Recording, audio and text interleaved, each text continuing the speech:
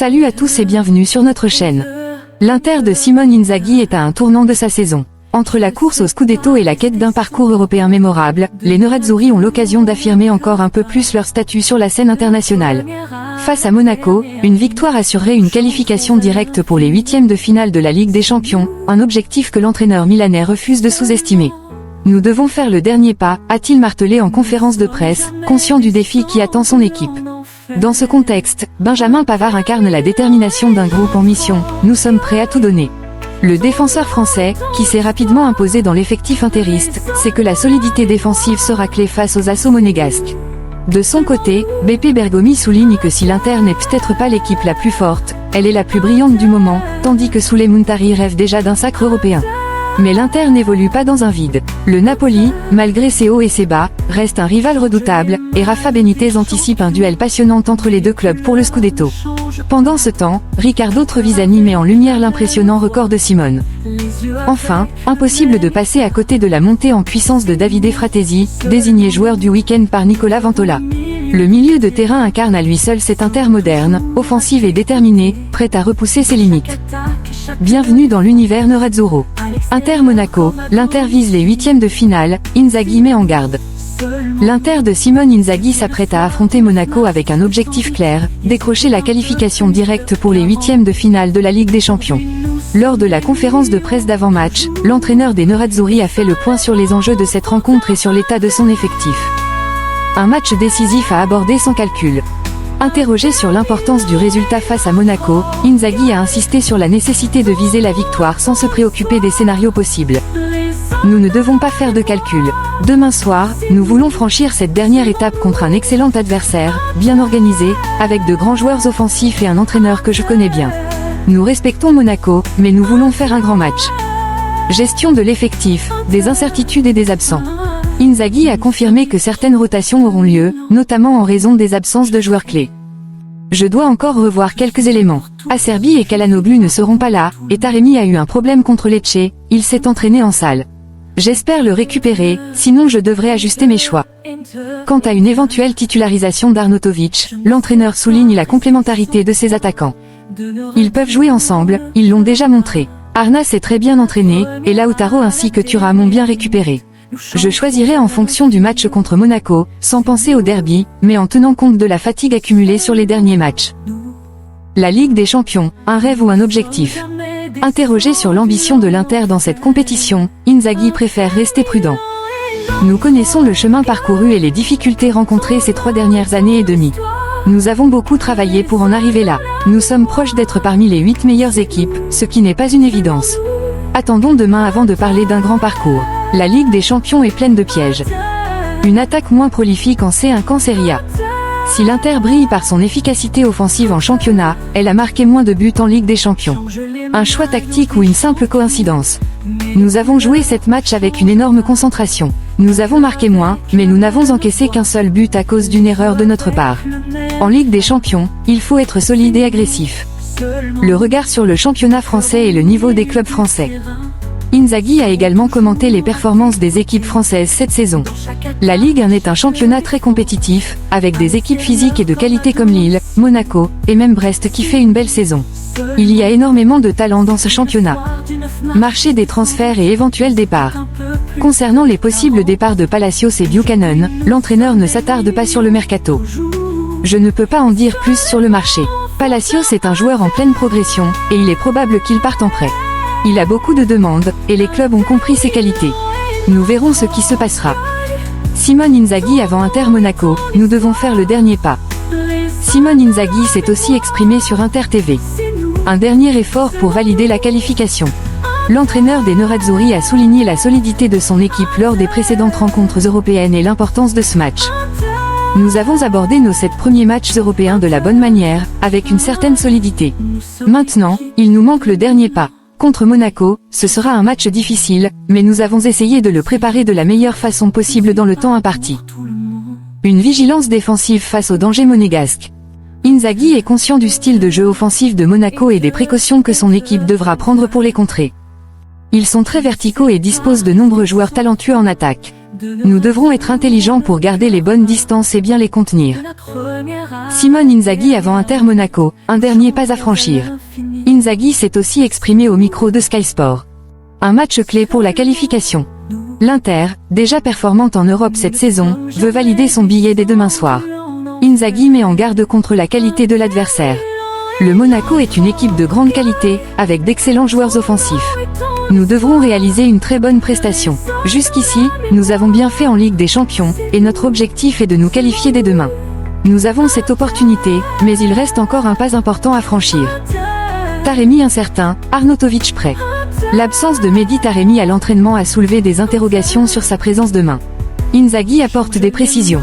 Taremi a ressenti un petit problème après le match contre Lecce. Hier et aujourd'hui, il s'est entraîné en salle et n'est pas sorti sur le terrain. Nous évaluerons demain, mais il y a de bonnes chances qu'il soit disponible. Quant à Arnautovic, il va bien, il s'est bien entraîné ces 2 derniers jours. Je prendrai mes décisions en tenant compte du nombre de matchs que nous avons enchaînés. Il faudra être très attentif. Retour de Çalhanoğlu attendu en fin de semaine. Le coach Nerazzurro a également donné des nouvelles de Hakan Çalhanoğlu, Acerbi et Correa. Pour demain, Çalhanoğlu, Acerbi et Correa, hors liste, ne seront pas disponibles. Pour Hakan, il y a des chances de le voir revenir entre jeudi et vendredi. Nous verrons s'il pourra être prêt pour dimanche. Benjamin Pavard avant Inter Monaco, nous sommes prêts à tout donner. À la veille du match décisif de Ligue des Champions entre l'Inter et Monaco, Benjamin Pavard s'est présenté en conférence de presse pour partager ses impressions. Le défenseur français, arrivé l'été dernier en provenance du Bayern Munich, a abordé différents sujets, de l'évolution de l'équipe à son adaptation en Serie A. Une Inter plus forte cette saison. Interrogé sur la différence entre l'équipe de l'année dernière et celle d'aujourd'hui, Pavard affiche son ambition. Je suis venu à l'Inter pour gagner le plus possible. Cette équipe partage la même mentalité que moi, cela fait des années qu'elle performe à tous les niveaux.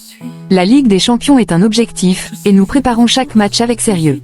Nous sommes sereins, l'équipe a des automatismes bien rodés et moi aussi, même si je suis ici depuis peu. Monaco est un bon adversaire, mais nous sommes prêts à tout donner pour gagner demain. La gestion mentale et physique d'une saison intense. Sur la différence psychologique par rapport à l'année dernière, Pavard rappelle les exigences du football de haut niveau.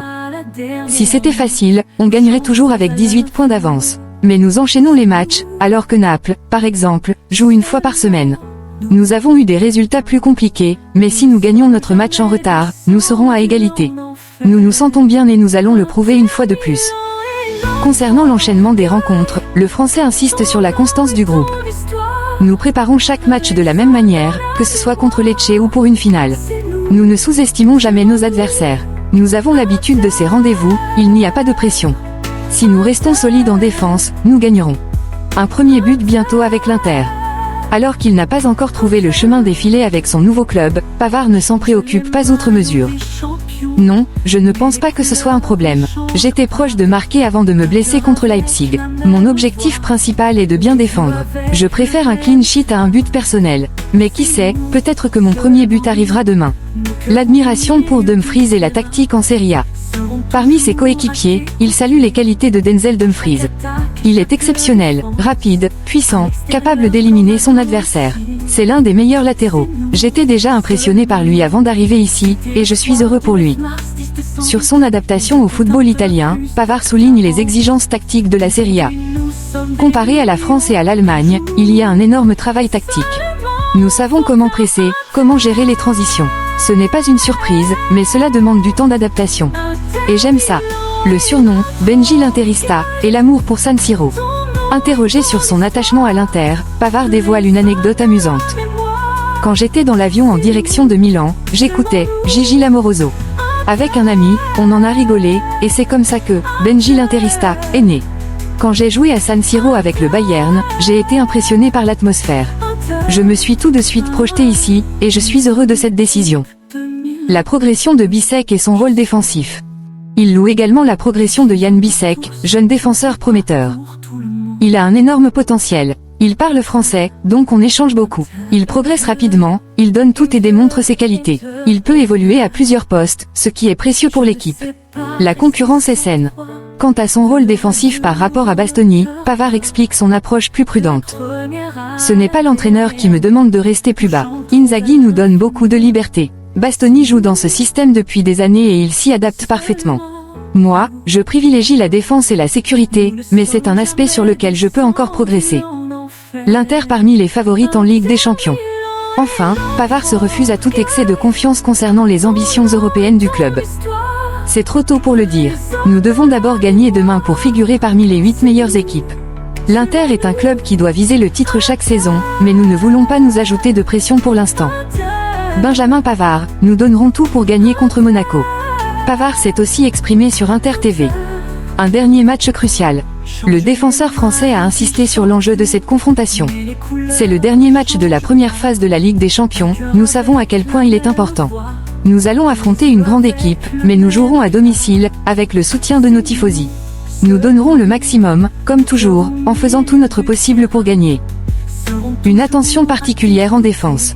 Face à une équipe monégasque portée par un secteur offensif performant, Pavard est conscient du défi qui attend la défense de l'Inter. Oui, nous savons qu'ils ont d'excellents attaquants. Ils marquent beaucoup, donc nous devrons être prudents et jouer comme nous en avons l'habitude. Si nous restons solides défensivement, je suis sûr que nous l'emporterons. Benjamin Pavard avant Inter Monaco, nous sommes prêts.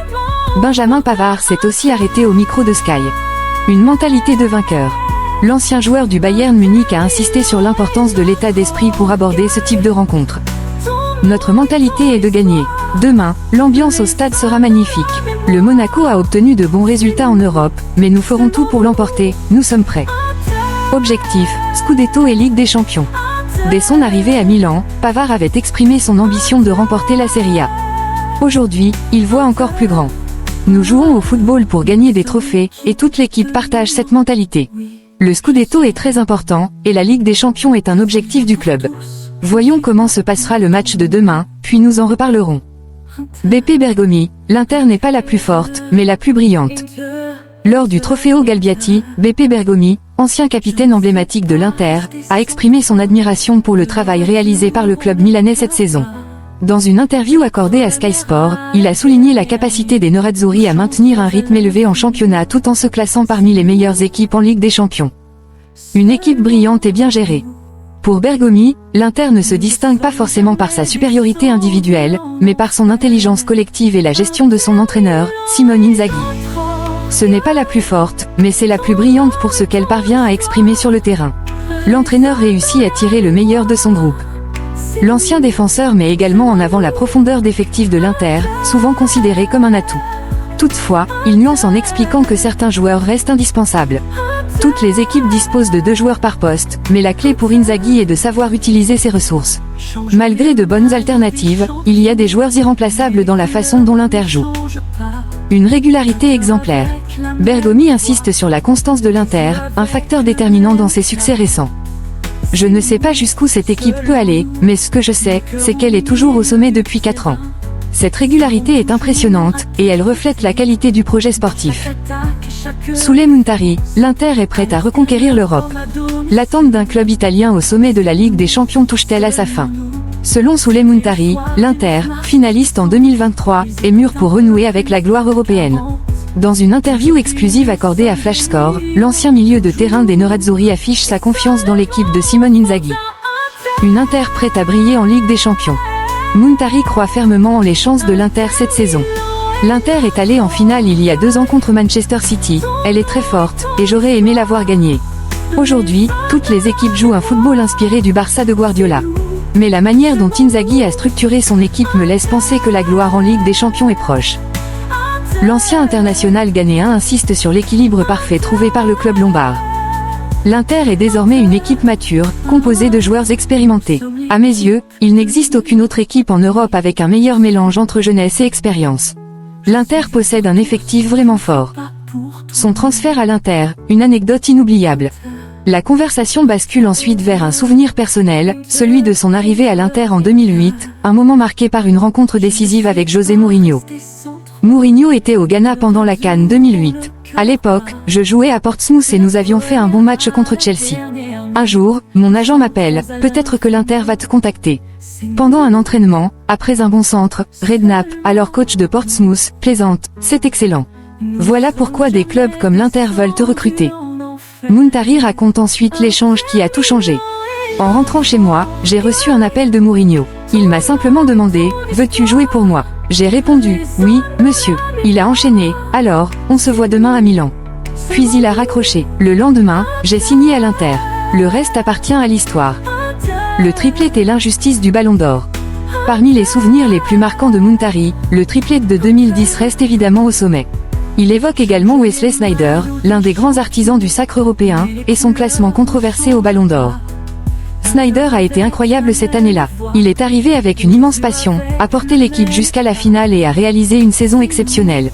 Il aurait pu gagner le Ballon d'Or, mais il y avait Messi. C'est un joueur d'un autre monde. Rafa Benitez, un duel Inter-Napoli pour le Scudetto. Dans une interview accordée à la Gazzetta dello Sport, Rafa Benitez, ancien entraîneur de l'Inter et de Naples, a livré son analyse sur le duel passionnant qui oppose ces deux anciens clubs dans la lutte pour le Scudetto. Une lutte entre deux grandes équipes. Interrogé sur son lien avec les deux clubs, Benitez se réjouit de les voir se disputer le titre. Je suis heureux de les retrouver là, en tête du championnat. On peut dire que c'est devenu une lutte à deux, même si l'Atalanta a encore une chance. 7 points, c'est beaucoup, mais pas insurmontable. Cependant, l'Inter et le Napoli ont ce petit quelque chose en plus. L'impact des compétitions européennes. Alors que certains mettent en avant l'avantage du Napoli, qui n'est pas engagé dans les coupes européennes, Benitez nuance cette vision. Jouer tous les 3 jours est exigeant, mais les matchs sont également un excellent moyen d'entraînement. Un entraîneur comme Conte, avec son expérience, apprécierait sûrement avoir la Ligue des Champions au calendrier. Ce n'est pas de sa faute si le Napoli ne la joue pas cette saison. Je suis convaincu que jouer en milieu de semaine ne diminuerait pas ses motivations, au contraire. Les compétitions internationales apportent des défis uniques et une énergie particulière. Les prochaines étapes décisives. Benitez prévient que les prochaines journées seront cruciales pour mieux comprendre la dynamique du championnat. Le Napoli va jouer à Rome, l'Inter a le derby milanais. Ensuite, dans 15 jours, il y aura la grande confrontation entre l'Inter et la Juventus, tandis que le Napoli affrontera la Lazio, une équipe solide qui a déjà battu les Napolitains 2 fois cette saison.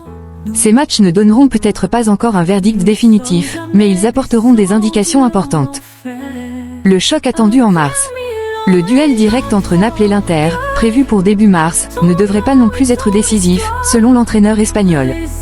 Je pense que même après ce match, le championnat restera ouvert. La saison est longue, et tout peut encore changer. Mais ce qui est frappant, c'est la personnalité de ces deux équipes. Naples avec 53 points et l'Inter avec 50, et un match en moins, sont proches l'une de l'autre. Les deux équipes dévorent les matchs. Napoli et Inter, 2 trajectoires, un même objectif.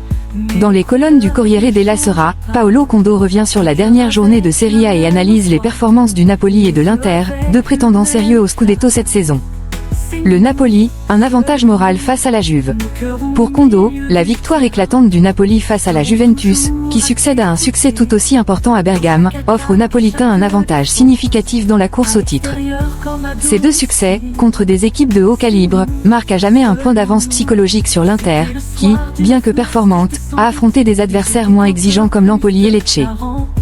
Le journaliste souligne que le Napoli, en surmontant des rivaux de sa catégorie, montre une solidité et une constance précieuses dans un championnat toujours très compétitif. L'Inter, une équipe qui monte en puissance.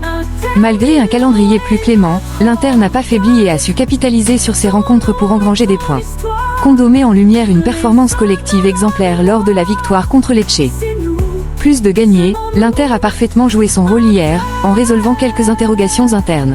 Le but de Fratesi, qui a ensuite confirmé son attachement au club en écartant les rumeurs de départ, la 3e réalisation consécutive de Lautaro, et le premier but en Serie A de Taremi, autant de signaux positifs pour l'équipe.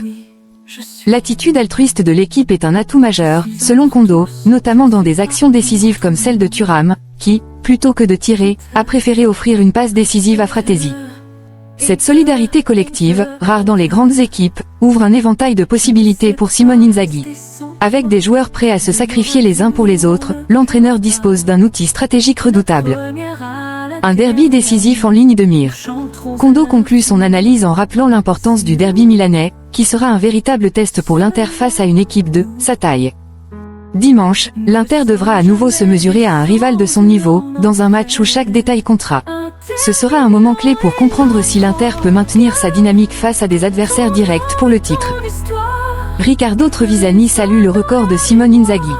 Riccardo Trevisani a pris la parole hier à la Fontana di Trevi pour revenir sur le record impressionnant de Simone Inzaghi, atteint lors de la victoire de l'Inter à Lecce. Le journaliste n'a pas caché son admiration pour le technicien italien. S'il réussit à atteindre 400 victoires en 664 matchs, il battra tous les records de l'histoire.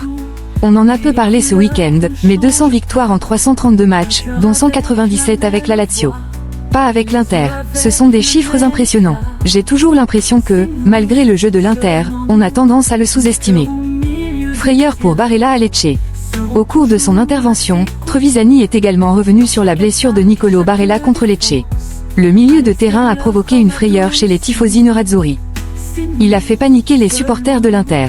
Ça semblait être un coup, mais vu la manière dont il se tordait de douleur, à 4-0, ce n'était clairement pas une perte de temps. Davide Fratesi, le joueur du week-end selon Nicola Ventola. Davide Fratesi a marqué les esprits lors du dernier week-end de Serie A, au point d'être désigné comme le joueur du week-end par Nicola Ventola lors de l'émission Viva el Football. L'ancien attaquant a loué les qualités du milieu de terrain de l'Inter, le comparant à une légende du football italien. C'est un milieu de terrain à la Pippo Inzaghi, toujours au bon endroit au bon moment dans la surface. Il a le sens du but dans le sang. Un avenir incertain. Malgré ses performances remarquées sous le maillot nerazzurro, le futur de Fratesi reste un sujet de débat. Ventola a évoqué les tensions entre le directeur sportif de l'Inter, Piero Osilio, et l'agent du joueur, tout en mettant en avant l'ambition du milieu de terrain. J'ai lu les petites piques d'Osilio envers son agent, mais moi, je vois surtout un joueur dont le rêve est de jouer au football. Je suis un supporter de l'Inter, mais je comprendrais s'il venait à partir. Il peut être un acteur majeur ailleurs, peut-être même dans un grand club. Un joueur moderne et décisif. Fratesi, malgré un temps de jeu limité, a toujours su répondre présent lorsque Simone Inzaghi a fait appel à lui. Ventola a tenu à souligner son importance et son potentiel. Il a toujours répondu à l'appel avec l'Inter. Hier encore, il a fait un match énorme. Il possède toutes les qualités du joueur moderne. Merci d'avoir suivi cette vidéo. À très bientôt, et Forza Inter.